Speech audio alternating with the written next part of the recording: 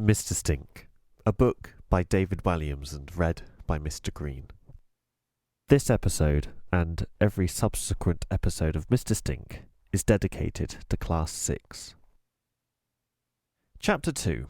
Icy Silence. "Mother," said Annabel.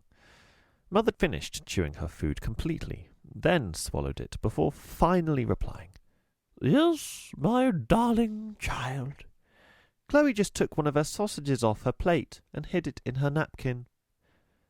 It was Saturday evening, and the Crumb family sat at the dining room table, missing Strictly Come Dancing and The X Factor, as they ate their dinner. Mother had banned watching television and eating at the same time. She had decided that it was awfully common. Instead, the family had to sit in icy silence and eat their dinner staring at the walls. Or sometimes Mother would choose a subject for discussion, normally what she would do if she ran the country. This was her absolute favourite. Mother had given up running a beauty salon to stand for Parliament, and had no doubt in her mind that one day she would be Prime Minister. Mother had named the white Persian family cat Elizabeth after the Queen. She was obsessed with being posh. There was a downstairs loo that was kept locked for very important guests, as if a member of the royal family was going to swing by for a waz. There was a china tea set in the cupboard that was for best and had never once been used. Mother even sprayed air freshener in the garden. Mother would never go out, and not even answer the door unless immaculately groomed, with her beloved pearls around her neck, and her hair made stiff with enough hairspray to create its own hole in the ozone layer. She was so used to turning up her nose at everyone and everything, it was in danger of staying that way. My word, she is posh, isn't she? Unsurprisingly, Father, or Dad, as he preferred to be called when Mother wasn't around, opted for a quiet life and usually didn't speak unless spoken to. He was a big, powerful man, but his wife made him feel small inside. Dad was only 40, but he was already going bald and starting to stoop. He worked long hours at a car factory on the edge of the town. "Did you hide a sausage in your napkin, Chloe?"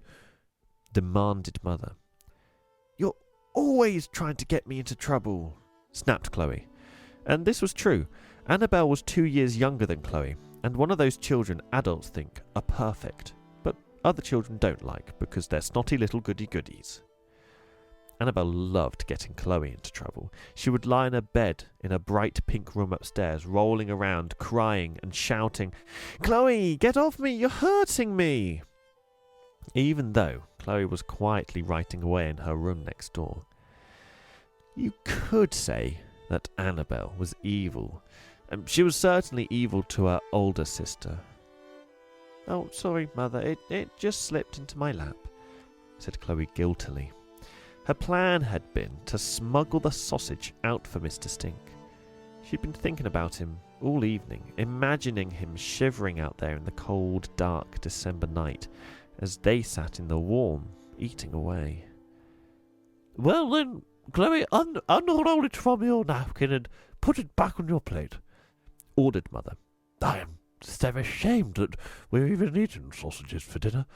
I gave your father strict instructions to dispatch himself to the supermarket and purchase 4 wild sea bass fillets. And he comes home with a packet of sausages. If anyone called around and saw us eating food like this, it would be hideously embarrassing. They'd think we were savages." "I am sorry, my darling wife," protested Dad. "They were all out of wild sea bass fillets." He gave Chloe the tiniest wink as he said this, confirming her suspicion that he had deliberately disobeyed Mother's orders. Chloe smiled at him discreetly. She and her dad both loved sausages and lots of other food that Mother didn't approve of, like burgers, fish fingers, fizzy drinks, and especially Mr. Whippy ice cream.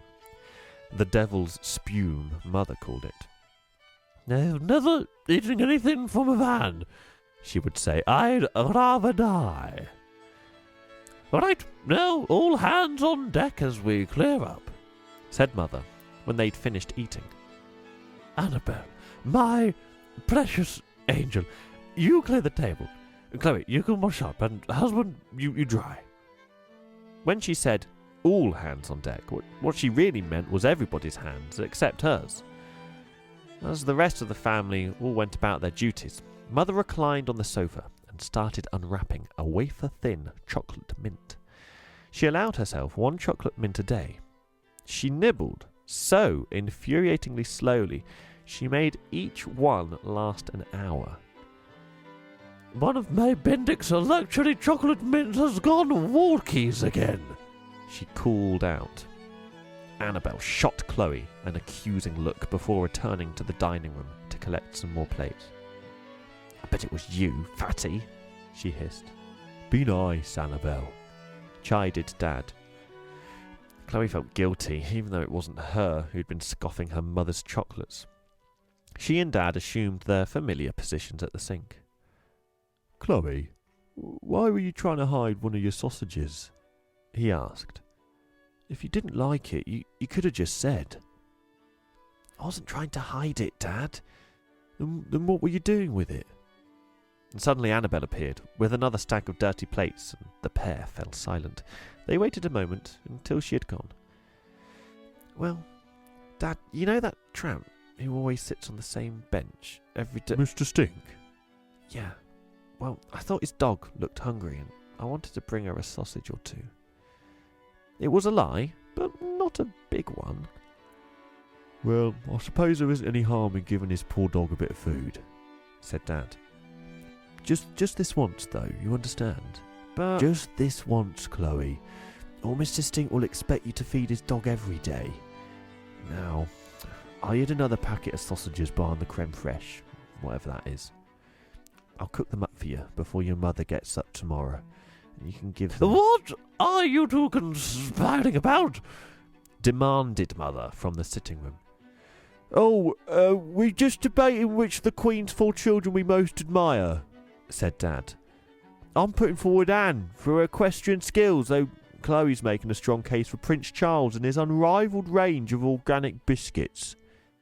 "Very good. Carry on," boomed the voice from next door.